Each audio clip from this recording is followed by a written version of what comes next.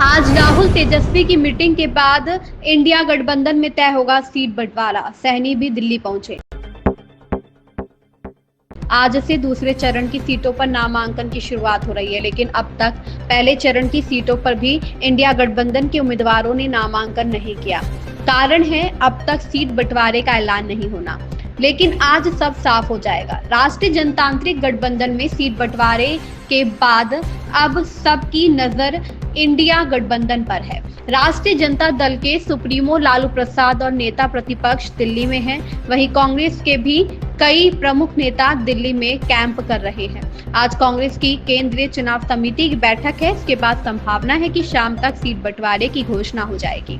हालांकि कई सीटों पर कांग्रेस और राजद के बीच पेच फंसा हुआ है, इसलिए कांग्रेस ने इस बार अलग नीति बनाने शुरू कर दी है। 2020 की विधानसभा के तरह ही इस बार भी कांग्रेस 70 सीटों पर लड़ने की तैयारी कर रही है।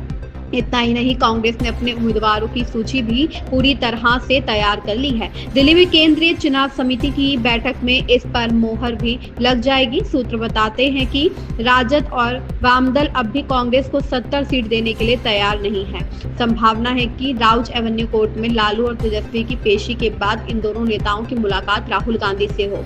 इस मुलाकात के बाद ही बिहार में इंडिया गठबंधन के सीट बंटवारे का फार्मूला तय होगा। हालांकि एक दिन पहले दिल्ली पहुंचने पर लालू प्रसाद ने पत्रकारों के सवाल का जवाब देते हुए कहा था कि सीट बंटवारे को लेकर कांग्रेस के साथ बातचीत चल रही है।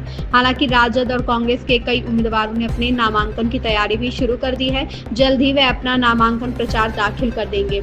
इधर इंडिया गठबंधन में डिप्टी सीएम की मांग पर अड़े विकासशील इंसान पार्टी के प्रमुख मुकेश सहनी भी दिल्ली पहुंच चुके हैं। उन्होंने कहा कि इंडिया गठबंधन के सभी शीर्ष नेतृत्व दिल्ली में ही है, बातचीत चल रही है, जल्द ही सारी तस्वीर साफ हो जाएगी। हालांकि उन्होंने इससे पहले यह भी कहा कि महागठबंधन थोड़ा बीमार है, सभी डॉक्टर दिल्ली में हैं।